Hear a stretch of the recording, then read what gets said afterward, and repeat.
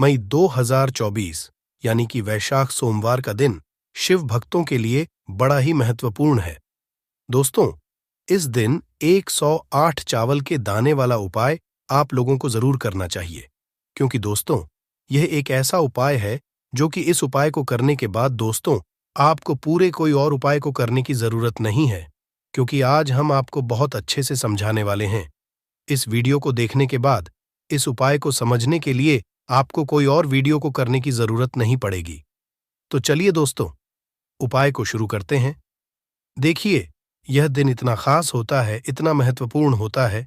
देखा है कभी कभी बड़े बड़े पूजा पाठ अनुष्ठान से जो मनोकामना पूर्ण नहीं होते, इस सोमवार के दिन एक छोटे से उपाय करने से ही आपकी मनोकामना पूर्ण हो जाती है। और बहुत सारे लोगों ने इस उपाय को किया भी है और उनको इस उपाय को करने का फल भी जरूर मिला। अगर आप लोग भी इस उपाय को इस सोमवार के दिन करना चाहते हैं, तो आप इस उपाय को पहले अच्छे से समझ लेना, सुन लेना, उसके बाद करना, ना आपको इस उपाय का फल जरूर मिलेगा। और इस उपाय को कर लेने से आपके घर में चाहे किसी भी तरह की दुख और समस्या क्यों ना चल रही हो, आपको उसका कारण भी नहीं पता है, उसका कुछ भी कारण हो सकता है, जैसे पितृदोष हो सकता है या किसी भी तरह का मंगल दोष भी हो सकता है, और भी बहुत तरह के दोष होते हैं, कुछ भी हो सकता है। इसके अलावा दोस्तों, आपके शरीर में कोई बीमारी, कोई रोग हो, कोई ऐसी समस्या हो, आपको आराम नहीं मिल पा रहा हो, आपके पास धन से संबंधित समस्याएं लगातार चल रही हैं, जिनकी वजह से आप अपना कोई भी कार्य प्रारंभ नहीं कर पा रहे हैं। अगर आपके जीवन में आर्थिक समस्याएं लगातार बनी हुई हैं, व्यापार आपका अच्छे से नहीं चल रहा है, नौकरी में कोई ना कोई समस्या बनी रहती है, घर में नकारात्मक ऊर्जा बने रहने के कारण आपस में आए लड़ाई झगड़ा होता रहता है, अगर आपके जीवन में किसी भी तरह की समस्या चल रही है, तो आपको वैशाख सोमवार के दिन 108 चावल के दाने से ऐसा विशेष उपाय करना है जिससे आपकी सारी समस्याओं का अंत हो जाएगा। तो चलिए जानते हैं इन विशेष उपायों के बारे में। लेकिन उससे पहले अगर आप भी महादेव के सच्चे और अच्छे भक्त हैं, तो वीडियो को लाइक और चैनल को सब्सक्राइब जरूर कर लें।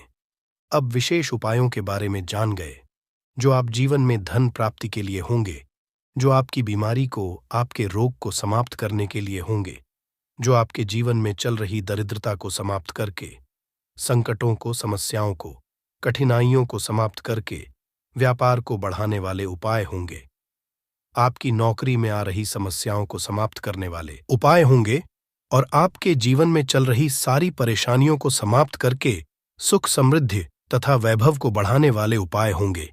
इनमें से जो भी उपाय आपकी समस्या के लिए हो, उस उपाय को आप जरूर करिएगा। देखिए, आप सभी जानते हैं कि सोमवार के दिन हम लोग जो भी उपाय बताएंगे, वह आपको सिर्फ और सिर्फ सोमवार के दिन ही करना है।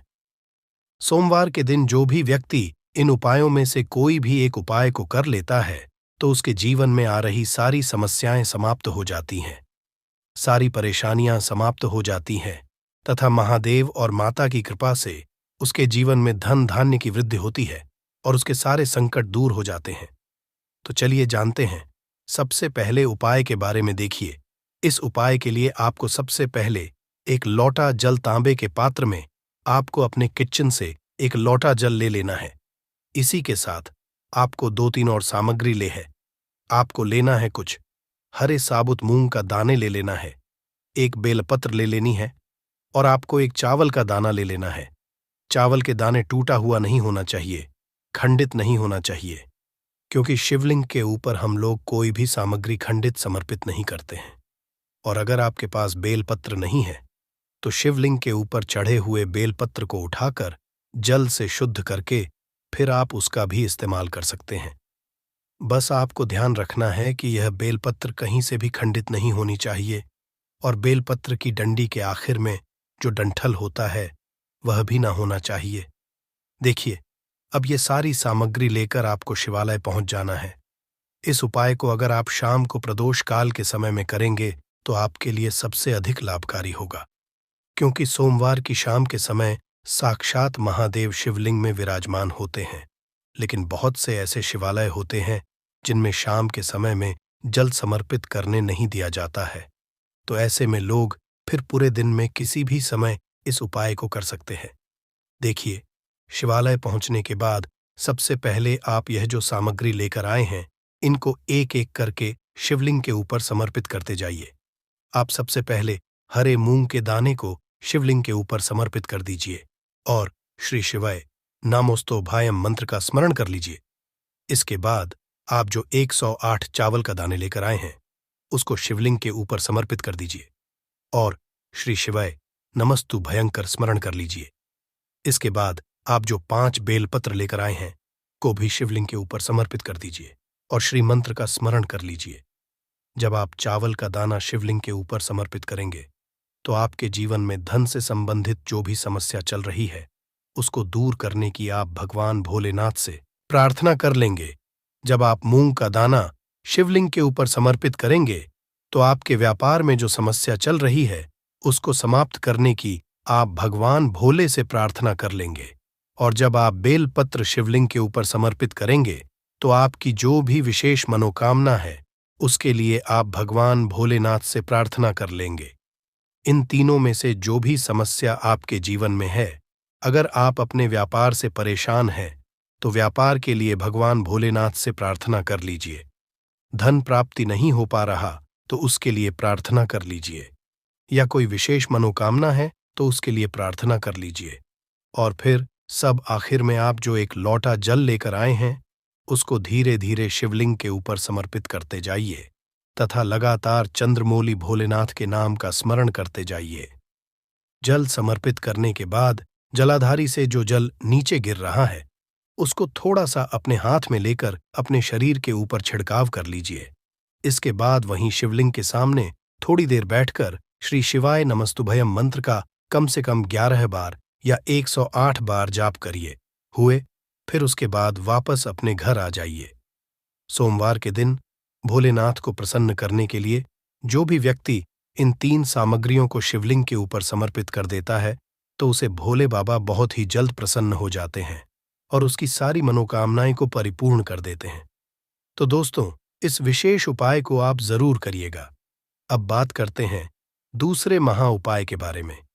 यह उपाय आपकी बीमारी को समाप्त करने के लिए है, रोगों को दूर करने के लिए है। इस उपाय के लिए आपको एक लोटा जल ले लेना है। तांबे के पात्र में अपने किचन से जल ले लीजिए।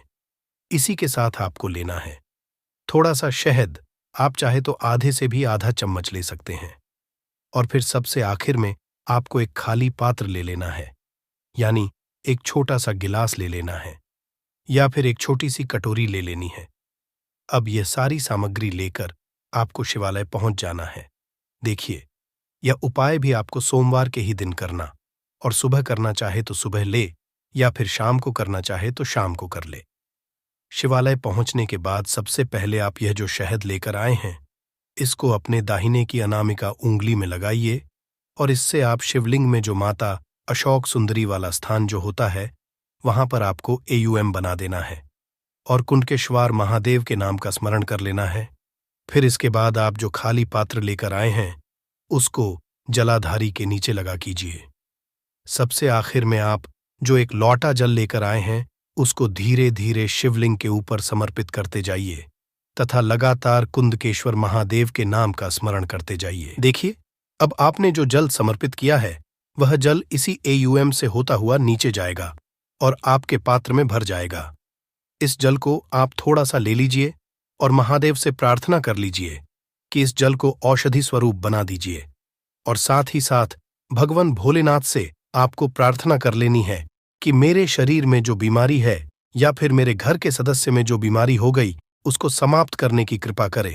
फिर यह जल लेकर आपको अपने घर आ जाना है और घर में उस बीमार व्यक्ति को इस जल का आचमन कर लेना है, कुंडकेश्वर महादेव का नाम लेते हुए तथा अपनी बीमारी को दूर करने की प्रार्थना करते हुए। अगर आपको बीमारी है तो आप इस जल का आचमन कर लीजिए, और अगर घर के किसी सदस्य को है तो वह इस जल का आचमन कर ले। गुरुजी कहते हैं कि सोमवार के दिन किए जाने वाला यह उपाय आपके बड़े से बड़े रोगों को समाप्त करने के लिए बहुत ही अचूक उपाय है। तीसरे खास उपाय के बारे में, यह उपाय भी आपकी सारी समस्याओं से आपको बाहर निकालने के लिए है तथा धन धान्य की प्राप्ति के लिए है। देखिए, इस उपाय के लिए आपको सिर्फ 2 सामग्री लेनी है। पहली आपको लेना है एक लोटा जल तांबे के पात्र में, चाहे तो उसमें डालकर या फिर स्टील के पात्र में लेना चाहते हैं तो उसमें ले लीजिए। और फिर इसी के साथ आपको लेना है थोड़ा सा गाय का घी। देखिए, देसी गाय का अगर घी मिल जाता है तो आपके लिए बहुत ही लाभकारी होगा, नहीं तो फिर आप गाय के घी का इस्तेमाल कर सकते हैं। सिर्फ यह 2 सामग्री लेकर आपको शिवालय पहुंच जाना है। यह उपाय आप सुबह करना चाहे तो सुबह कर ले, शाम को करना चाहे तो शाम को कर ले। पूरे दिन में भी समय आप इस सुंदर से उपाय को कर सकते हैं।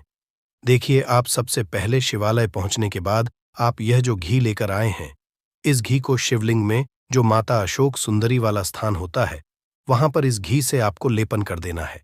देखिए, इस घी को आप अपनी अनामिका उंगली में लगाइए। दाहिने हाथ यानी राइट हैंड की अनामिका उंगली में आप घी लगाइए और माता अशोक सुंदरी वाला जो स्थान होता है, यानी जलाधारी के बीच जो मोटी उठी हुई लाइन होती है, कहीं कहीं पर जो सांप की आकृति बनी होती है, वह माता अशोक सुंदरी का स्थान कहलाता है। और इसी स्थान पर आपको अपनी अनामिका उंगली से घी का लेपन करते जाना है तथा लगातार श्री मंत्र का स्मरण करते जाना है। इसके बाद आपको फिर से थोड़ा सा घी निकाल लेना है। आपने इस स्थान पर लेपन तो कर लिया पूरे घी का, लेकिन थोड़ा सा घी आपको फिर से वापस रख लेना है। और अब आप जो लौटा जल लेकर आए हैं, उसको धीरे धीरे शिवलिंग के ऊपर समर्पित करते जाइए तथा लगातार श्री शिवाय नमस्तुभ्यम मंत्र का स्मरण करते जाइए। देखिए, जल समर्पित करने के बाद आपने यह जो घी लिया है, इसको लेकर अपने घर पहुंच जाइए। आपके घर का जो मुख्य द्वार है, आपको इस घी को छिड़क देना है। अनामिका उंगली से आपने शिवलिंग में घी का लेपन किया था, इसी अनामिका उंगली से आपको अपने मुख्य द्वार पर छिड़क देना है। देखिए, अगर आप अपने रोग को दूर करने के लिए यह उपाय कर रहे हैं तो अपने गेट के ऊपर वाली दीवार में इसी घी को लगा दीजिए और आपको कुंदकेश्वर महादेव के नाम का स्मरण कर लेना है। अगर आप अपने जीवन में सुख समृद्धि को बढ़ाना चाहते हैं, धन धान्य को बढ़ाना चाहते हैं, कष्ट क्लेश समस्याओं को समाप्त करना चाहते हैं, तो आप अपनी इसी अनामिका उंगली से एक टीकी लगाइए अपने दरवाजे के ऊपर वाली दीवार में और फिर चंद्रमौली महादेव के नाम का स्मरण कर लीजिए। और अगर आप अपने कर्ज को समाप्त करने के लिए यह उपाय कर रहे हैं तो आपको अपनी उंगली से फिर से बिंदी लगा देनी है और आर मुक्तेश्वर महादेव के नाम का स्मरण कर लेना है।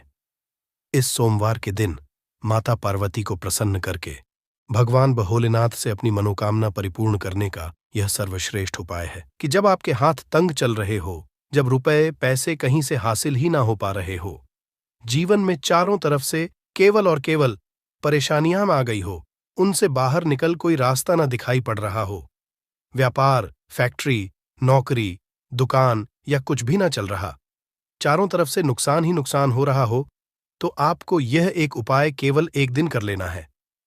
और गुरुजी ने कहा कि आप कुछ ही दिनों में देखेंगे कि आपके जीवन में कितना बड़ा चमत्कार हुआ है। धन हासिली के नए नए मार्ग बन जाते हैं, जीवन की सारी बाधाएं समाप्त हो जाती हैं और आपको सुख समृद्धि की हासिलें होती है। तो चलिए जानते हैं इस विषय उपाय के बारे में, परंतु उससे पहले एक निवेदन है कि अगर आप चैनल पर नए हैं तो कृपया चैनल को सब्सक्राइब जरूर कर लें और कमेंट बॉक्स में जय मां लक्ष्मी जरूर लिखें। माता लक्ष्मी दोस्तों, हम लोग अक्सर खाना थोड़ा ज्यादा ही बनाते हैं और फिर कुछ खाना बच भी जाता है। सब्जी या ग्रेवी अक्सर खत्म हो जाती है और केवल रोटी बच जाती है। अगले दिन बासी रोटियों को घर के सदस्य या बच्चे खाने कतराते हैं। अगर आपके में भी ऐसा होता है तो ये जानकारी आपको हिलाकर रख देगी। अगर आप भी ऐसी रोटी खाते हैं तो आपको मालामाल होने से कोई भी नहीं रोक सकता। इसी के साथ ही इस वीडियो में हम जानेंगे कुछ ऐसी गलतियों के बारे में जो अगर आपके घर में भी महिलाएं करती हैं तो आज ही बंद कर दें, वरना पूरा घर हो जाएगा नष्ट। तो पूरी जानकारी के लिए इस वीडियो को अंत तक जरूर देखिएगा दोस्तों। रसोई घर में ये गलती कभी भी नहीं करनी चाहिए।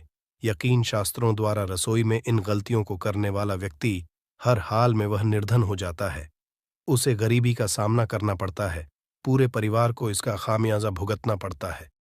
शास्त्रों में स्पष्ट बताया गया है कि जिस घर में मां अन्नपूर्ण जी का वास हो जाए तो मां के साथ साथ सभी देवी देवता एक साथ निवास करते हैं। ऐसा करने वालों के घर में अनाज का भंडार धन दौलत से भरा रहता है। जिस भी व्यक्ति के घर में ये गलतियां अगर होती तो इसे आप मामूली ना समझे और ना ही नजरअंदाज करने की गलती करें। आपका पूरा घर निधन हो सकता है। दोस्तों, व्यक्ति अगर जीवन में सफलता करना चाहता है तो उसके लिए सबसे ज्यादा जरूरी है उसके स्वास्थ्य का सही होना, और उसका शरीर अगर स्वस्थ होता है तो व्यक्ति सदैव ही अपने लक्ष्य को हासिल कर सकता है। ऐसे में शास्त्रों के अनुसार अगर आपका रसोई घर अच्छा है, उसमें ये गलती नहीं होती है, तो मां अन्नपूर्णा आपसे प्रसन्न हो जाती है, आपको मालामाल कर देती है।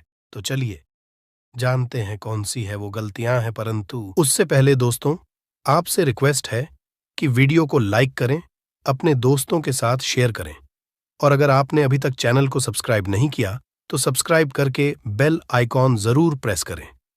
दोस्तों, नंबर 1, महिलाएं ऐसी होती हैं जो खाना बनाने से पहले स्नान नहीं करती, हाथ पांव नहीं धोती, रसोई घर में खाना बनाते समय इधर उधर जैसे बाल में या मुंह पर हाथ लगाती है, और फिर बगैर हाथ धोए बिना हाथों को साफ किया खाना बनाती है, तो ऐसे में खाना दूषित हो जाता है।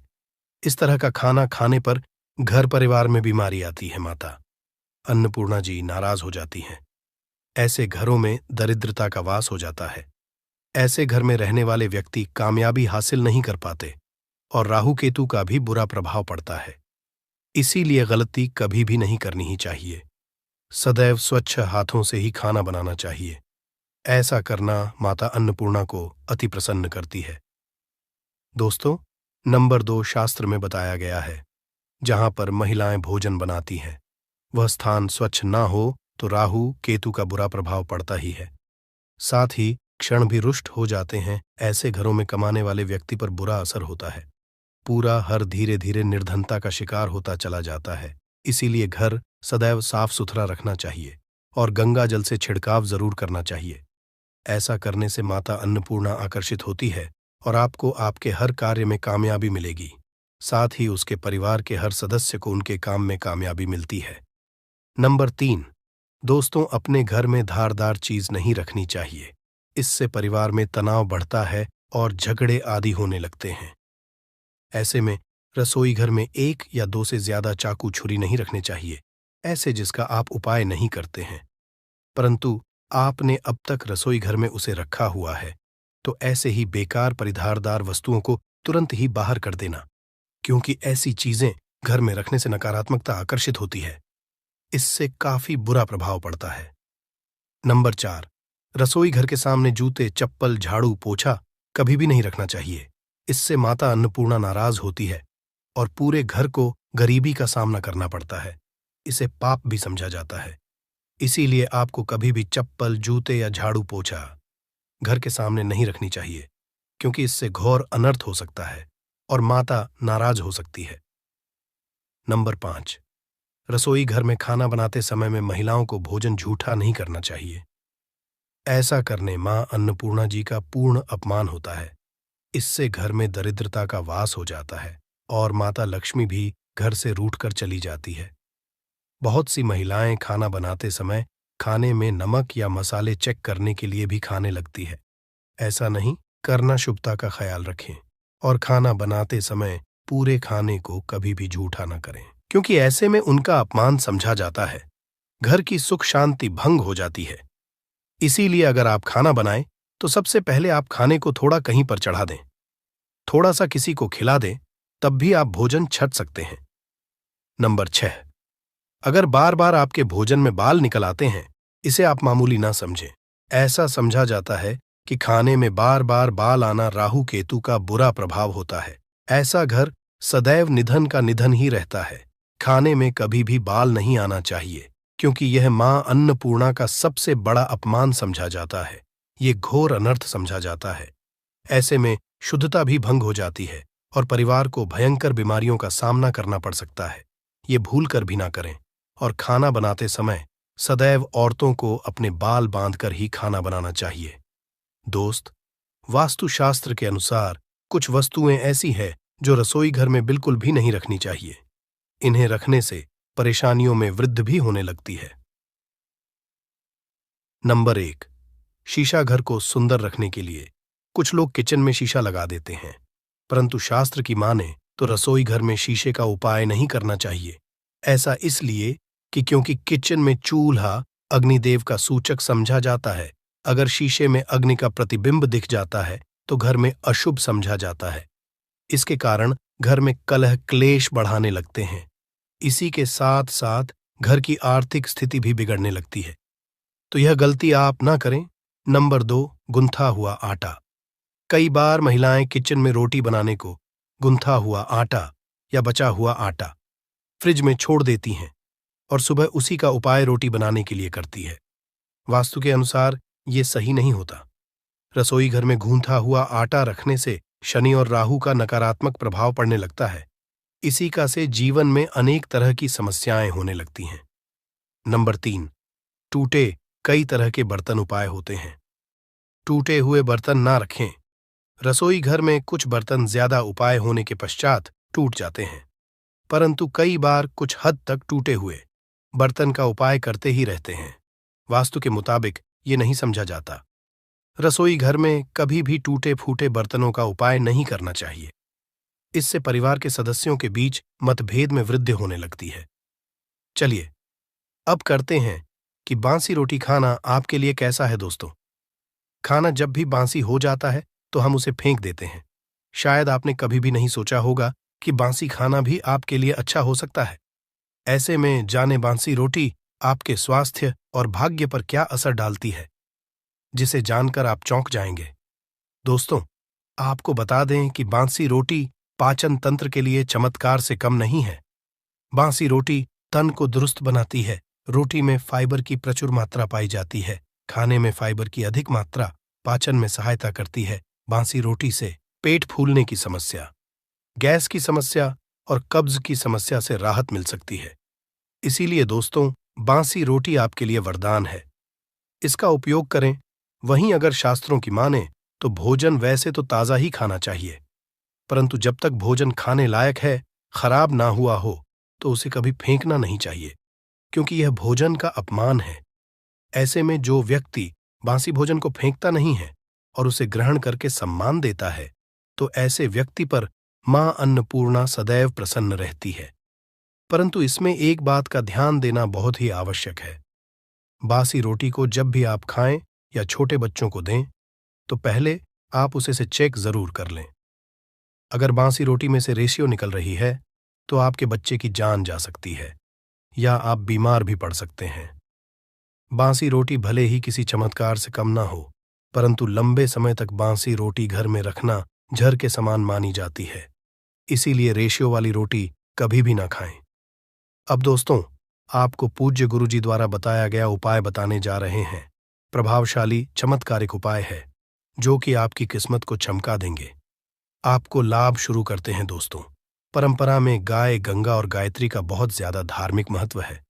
मान्यता है गौ माता के शरीर पर 33 कोटि देवी देवताओं का वास होता है। गौ माता की पूजा करने वाले जातक पर इन सभी देवी देवताओं की कृपा बरसती है। गौ सेवा से न केवल इस जन्म के बल्कि पूर्व के भी दोष दूर हो जाते हैं। हर एक सुबह जब आपके घर में भोजन बनाना प्रारंभ हो तो सबसे पहले बनाई गई रोटी को आप गौ माता के नाम से निकाल दें और भोजन कर पूर्व गौ माता को इस रोटी को खिलाएं। अगर संभव हो तो काली गाय को खिलाएं। ये भी काली गाय ना मिले तो सफेद गाय को भी आप खिला सकते हैं। आपको बता दें कि गाय को आप भी रोटी बनाएं। प्रतिदिन ताज़ी रोटी ही बनाएं। गाय को अगर आपने रोटी बनाई है तो कोशिश करें कि उस रोटी को आप तुरंत ही गाय को दे दें। अगर आप उस रोटी को रख देंगे और उस रोटी को अगले दिन देंगे तो वह रोटी बासी मानी जाएगी। गाय को कभी भी रोटी ना दें, इससे घर में नकारात्मक ऊर्जा वास करती है और जो भी काम आपके बनने वाले होंगे वह काम भी आपके बिल्कुल भी नहीं बनेंगे। इससे आपके घर में सदैव दर्द देवता का वास रहेगा और आप जिस भी काम उस काम में आपको सदैव असफलता ही हाथ लगेंगे। इसलिए कोशिश करें गाय को रोजाना ताज़ी रोटी बनाकर खिलाएं और रोटी को बिल्कुल ना रखें। उसी रोटी गाय को ना दें और साथ ही साथ सड़ी गली चीजें गाय को नहीं खिलानी चाहिए। घर में कोई फल कोई सब्जी है, सो जाए तो लोग क्या करते हैं, गाय को देते हैं। नहीं, ऐसा नहीं करना चाहिए। ऐसा करने से अगर आप गाय खिलाते हैं तो और आप आपके भाग्य बन जाते हैं। आप बिल्कुल सड़ी गली चीजें गाय को ना खिलाएं और साथ ही साथ अब आटे की 11 लोहियां बनाकर उनके ऊपर हल्दी लगाएं, इसके बाद को खिलाएं। हर एक लोह को खिलाते समय गाय के सींगों पर आप हाथ फेरें, पीठ पर हाथ फेरें, मस्तक पर हाथ फेरे रहे हैं। माता गाय के अब चरणों का स्पर्श करें। दोस्तों, ऐसा करने से आपके समस्त काम बनने लगेंगे। जो दुख का समय चल रहा है वे भी खत्म। आपके जीवन में खुशियां ही खुशियां होंगी। और एक बार आप 7 बार गाय की परिक्रमा भी कर लें तो आपके समस्त काम होंगे। और साथ ही साथ आप गाय को जब भी रोटी दें, रोटी पर या तो आप थोड़ी हल्दी लगा लें या थोड़ा गुड़ रख लें। अगर गुड़ ना हो तो आप थोड़ा घी रख सकते हैं। दोस्तों, गाय को कभी भी सूखी रोटी ना खिलाएं। सूखी का मतलब गाय को रोटी खिलाएं, उस पर कुछ ना कुछ रख कर खिलाएं। हल्दी रख लें, गुड़ रख लें, मिश्री, घी या जो भी रख लें, मतलब खाली नहीं है। इतना करने मात्र से आपके जीवन के सभी दुख दर्द समाप्त हो जाएंगे। चीजों का दान करने से बहुत सारे ग्रहों को कंट्रोल किया जा सकता है। जनरल में रोजमर्रा की जिंदगी में जैसे हम कहते हैं गाय को रोटी देना, इससे किसी को भी पितृदोष से मुक्ति चाहिए तो गाय को रोटी दीजिए। काम में बार बार बाधाएं आती हैं और संतान सुख में कठिनाई आती हैं। धन संबंधी परेशानियां होती हैं, इसमें बहुत दूर तक पितृगण अगर नाराज हो तो इस तरह की चीजें आपके जीवन में होती हैं। और पितृ को करने के लिए ही कहा जाता है कि अमावस्या के दिन या तो चावल की खीर में रोटी डाल करके घर की छत पर कौवों को खिलाइए, किसी भी गरीब आदि को भोजन कराए। इससे आपके जीवन के बहुत सारे पितृगण, पितृदोष तो दूर होते ही है, बाकी भी बाधाएं दूर होती है।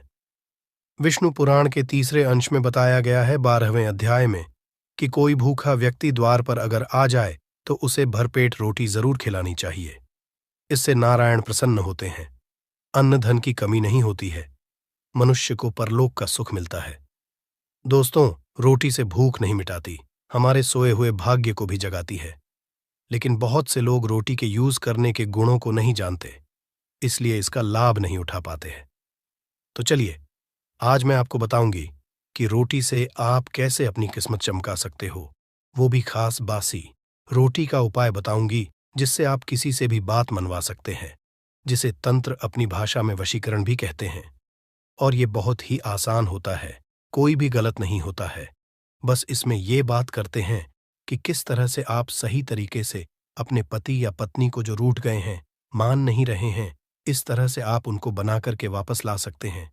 सबसे पहले ग्रह दोषों की बात करेंगे तो शनि, राहु और केतु को पाप ग्रह कहते हैं और इनकी दशा से प्रायः हर तीसरा व्यक्ति पीड़ित है। और इन तीनों अशुभ फलदायी ग्रहों को एक साथ अगर आप अनुकूल बना करके चलना चाहते हैं तो सबसे आसान तरीका है रोटी में सरसों तेल लगाकर काले कुत्ते को शनिवार के दिन खिलाइए। रोज खिला सकते हैं तो बहुत ही अच्छा है। काले कुत्ते हैं तो 2 रंग का या दूसरे रंग के भी कुत्ते को खिला सकते हैं। ये सभी चीजें ग्रह दोष आपके जीवन से दूर होती हैं। नजर दोष हो, किसी ने कुछ किया, धरा हो, किसी ने बांध दिया हो, भूत प्रेत आदि का साया पड़ा हो, जो भी मानते हैं ये अननेचुरल चीजों में, वो सभी को केतु ग्रह से संबंधित समझा जाता है। और कुत्ते को भी क्या मानते हैं, हम केतु ग्रह से संबंधित होता है। इस कारण अगर आप कुत्ता को रोटी खिलाते हैं तो आपके ये सभी तरह के ग्रह दोष दूर करने में सहायक समझा गया है।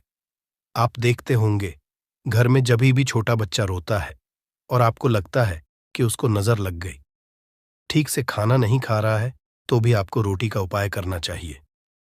कहते हैं कि एक रोटी ले लीजिए और उस पर एक गुड़ का टुकड़ा रख दीजिए।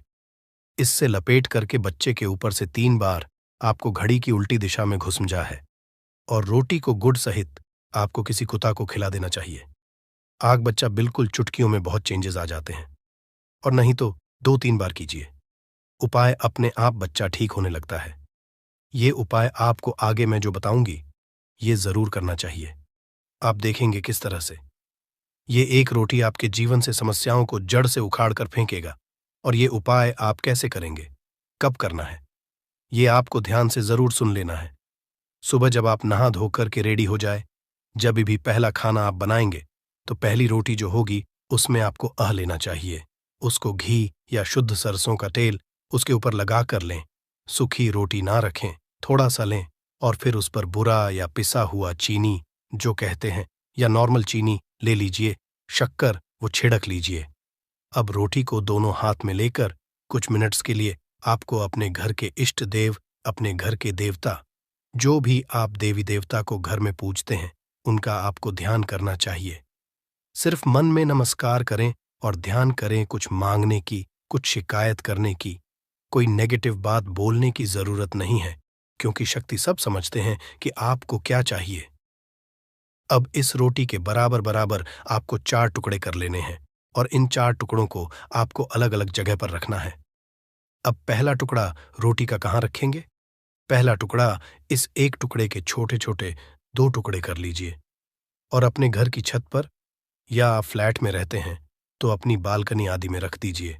पक्षियों को खाने के लिए रख दीजिए। अगर घर पर नहीं है तो आप ये व्यापार स्थल पर भी कर सकते हैं। उपाय को इससे आपके पितृदेव की जागती है, वे आप पर प्रसन्न होते हैं। जो भी कार्य करेंगे उसमें आपको 100% मदद मिलेगी, आपको सफलता मिलेगी और व्यापार आदि धन लाभ आपको होता है। व्यापार दिन दुगनी रात चौगुनी उन्नति करने लगता है, इसलिए उनके संतोष के लिए ये आपको करना चाहिए। रोटी का दूसरा टुकड़ा छोटे छोटे टुकड़े करके चींटियों के बिल पर डाल दीजिए। इससे आपकी उन्नति में स्थिरता आनी शुरू हो जाती है। आपको खुशी देख करके, मतलब